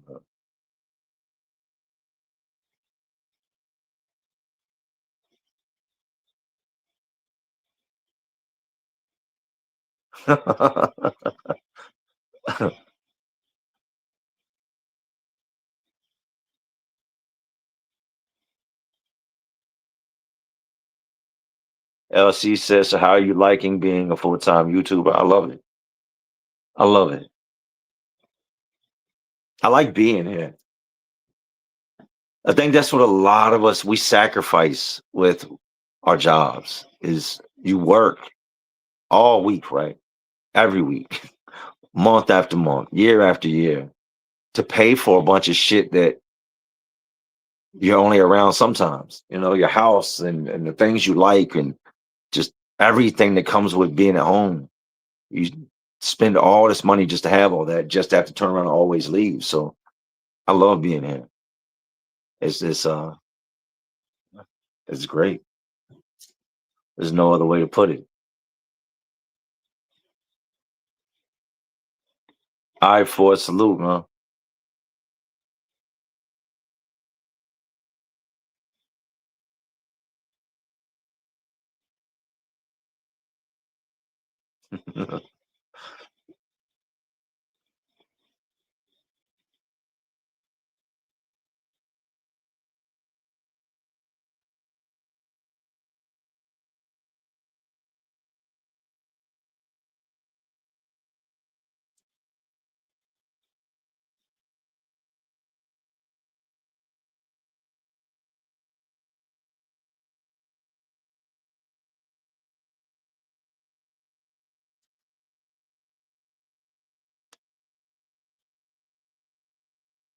Nicholas Lewis said he shredded a junk too, if I remember correctly. Facts. He did. And him just explaining that I couldn't, that I asked questions about. Because that's not just one of those things you can say to somebody and then just move on with the conversation. You know what I'm saying? Like that dude saying, and when I asked him why he was peeing everywhere, and he kind of got into the whole, he said when he was young, he took this glass and it just, wow, right? Did some unthinkable shit to himself as a kid. Ah, but he tried to, he said he did it. Then he tried to talk about something else. And I said, whoa, whoa, whoa, whoa, whoa, back up. Because he just went from one level of crazy to another. You leveled up in the crazy world. Your ass, you're past whatever I thought you were, right? Like you need, all right, anyways. I said, hold on. You did what? And he said, I took glass and I just, yeah, yeah. I won't lie. When I heard they were sending him to the mental hospital, he had no idea what it meant, right? He comes back. Not to mention he got blessed that day. Let me tell you, God works in crazy ways, right? This dude he was supposed to be there to get an attorney, right? And he's been in jail such amount of days now. And the first attorney, something didn't work out. So now they were like relinquishing him to a new attorney. The attorney I was going to hire at first was supposed to meet my people up there to pick up a bunch of money, right? A whole bunch of money. But then he tells my people he can only handle one county. So I'm not going to pay you all this money. Yes, you're a great attorney, but I'm not going to pay you just one county. I need you for 2 different counties. And he couldn't do that. So he didn't communicate that. Right. We told him, like, we're good. You can't do 2 counties. Like, we got to find somebody else. Oh, no, I'll get it done. I'll get it done. But we knew he couldn't do both counties. He made that clear. So he shows up to the jail thinking that my people are going to give him all this money. Not happening. Right. It's not happening. My new lawyer shows up. That dude comes back there and he's like, at first he comes back there and he's like, I'm your lawyer. I'm here to represent you. Dude named Russell Bowles. And I said, yeah, I'm not using you, man. And he turned, he's like, so who'd you hire? And he looked out in the hallway and it's my attorney at the time, Craig Cooley. And Craig Cooley is he's an amazing attorney. You know what I mean? He's not gonna let these people just railroad you. He's not gonna, like, you're gonna get a fair deal when it comes to dealing with Craig Cooley, right? So this dude's no longer gonna represent me, the first guy. So he sees this Pennywise dude, this crazy dude in the cell, and I guess goes in the front and tells them something. I know he's set to be a lawyer, whatever. Tells him he's going to represent him, and he like to go ahead and get him in court that day. And he comes back in, and he's talking to me, and he's like doing this crazy shit where he's rocking. Yo, this dude was nuts. This dude was nuts. He's doing this crazy shit where he's rocking, and he's talking in the craziest voice, and he's like, Central State, Central State. They said, where am I going? What's a Central State like? I said, they said Central State. His Central State. I said, that's a mental hospital. So what's so I'm going to the hospital. I said, you're leaving. You're leaving. And he starts crying again, right? And then he snaps out of the crying. And then I finally, like, made him understand that you're going to a hospital. But the saddest part of it all is he gets out of this place, they move, and he ends up getting killed. So, but he wasn't a bad dude, man, but he was crazy. How many crazy people? I mean, truly, truly crazy people I've met throughout the years. A lot, a lot, a lot. I had the dude, look, this one dude in the cell with me from Petersburg that told me, and he had the most terrible, terrible scars on him, like on his body. Like, I'm talking shit you don't expect to see on a human body in America, type scars all across him, right? And he told me this story, man. And I knew this dude was crazy when I met him. I knew he was nuts. But he told me the story of how he'd been messing with this chick. He was getting all this money, and he's messing with this chick. And the chick pretty much backdoored him. She set him up. He goes somewhere one day, meets up with her. Some dudes jump him. They have him in this apartment. They attack him with these machetes and stuff. And he won't come up off the money. He won't let them know where anything is at. He's not. He said, my mindset was, y'all just gonna have to kill me, right? So they take him and they dump him, and he survives. This shit sounds like a movie. Listen, he survives the attack that this girl set him up, and these dudes hit him off, right? So he ends up going back, and he gets the chick, and like straight takes her out, right?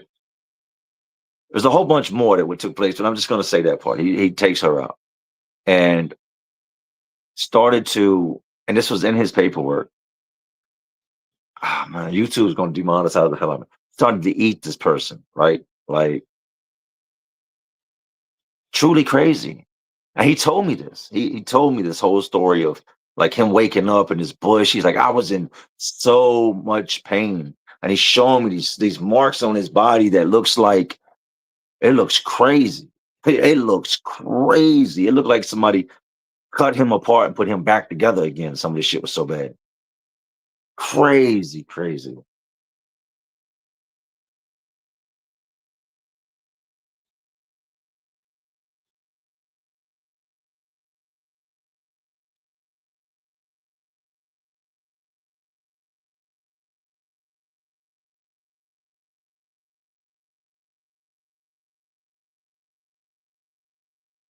Walked back. Adam said worked with a dude who rocked back and forth all the time. He was nutty as hell. Hey, look, we had a dude this time. This dude, I might do a story on it. This dude he has a mental episode, right? And he did ice. He smoked ice. And he was telling me, he was telling other dudes, man, he would talk to anybody that would talk to him, right?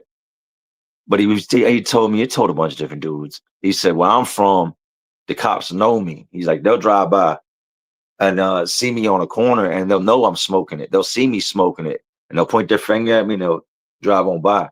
He's like, out here, it's not like that. He's like, when the cops get called that, you're high on this stuff and in this situation, they come serious, like, right? I said, yeah, it's usually bad if somebody calls cops. So his mom has control of all his money. Like he gets a crazy check and she won't give him the money because if she gives him the money, he's going to go get high with it, right? He's like, he said, I was so mad. He's like that she wouldn't give me my money. If I want to go get high with $80 of my money, give me my money. And she wouldn't give him the money. So he pulls out a knife and is in the house, like, I don't know, just stabbing holes in the wall. This dude's like 26, 27 years old, but he's nuts in the head, right? And now he's got a knife, like a flick out knife. So the mom and the sister run to the back and lock themselves in that back room, right? And whatever, lock the door. Call 911. The police show up. Listen to this shit. The police show up and they're outside. And I guess he sees the lights. He goes outside and the cop is standing there beside his car and he's got this knife in his hand. And he said, let me ask you something. I said, yeah. He said, why did they shoot me? I said, why did they shoot you? You had a knife in your hand? He was like, yeah, I ran at him. And he told me, drop the knife, drop the knife. He's like, and then he shot me. I said, yeah, that's usually what they do when you charge him with a knife. He's like, yeah, but then he shot me again. Oh man, this dude, he paced. He paced all day long. I'm talking about from the time you could get up at 4 o'clock in the morning. If you looked over at the cell, you would see him walking back and forth from the bunk to the door. And he might sleep an hour, 2 hours, 3 hours. And then he would be up before breakfast in the morning. And once the doors come open, he just walked the pod. He just walked the outside walls. Hours on hours on hours. They would open the rec area and he'd go outside and just walk in one big square for hours on end. Can't run to the cop with a knife. No. When they tell you, put it down or I will shoot you, they've already processed the fact that they will shoot your ass, that they're not playing. Like fingers on the trigger, it ain't gonna take a lot. You're gonna get shot. Especially out here, you're gonna get shot. So yeah, he had these two dumbass. You can see right where he hit him and right where it traveled out his back. And then the other one was in his stomach. I said, how'd that feel? He said, oh, it hurts so bad. It hurts so bad. So yeah, you're lucky to be alive, man. The cop was just a shitty shot.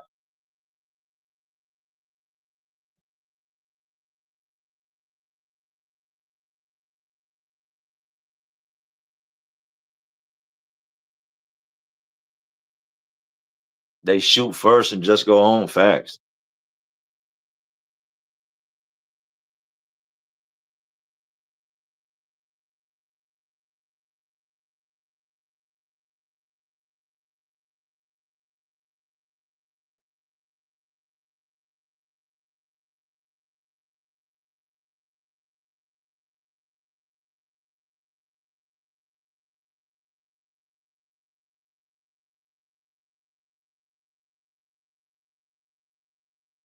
It's 12:20.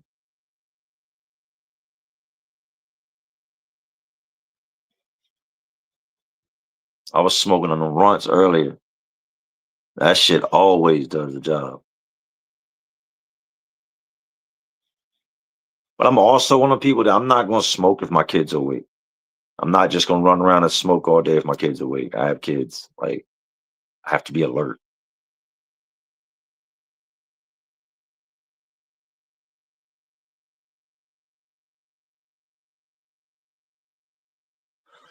I'm about to dip here in a minute, y'all.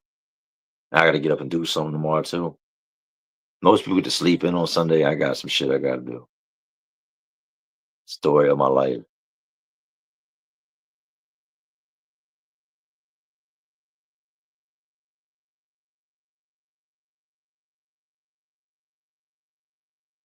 Look, I'm gone. Y'all have a good night, man. I appreciate everybody for tapping in. Just to kick it night. That's all. Just to kick it.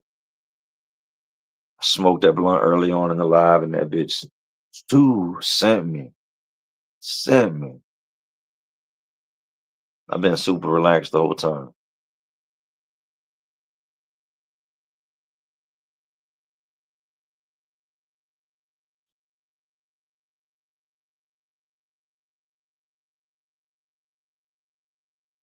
All right, y'all. You already know what it is, man. Until next time, I gotta figure out how to. Dun, dun, dun, dun. I don't ever do this shit from my phone.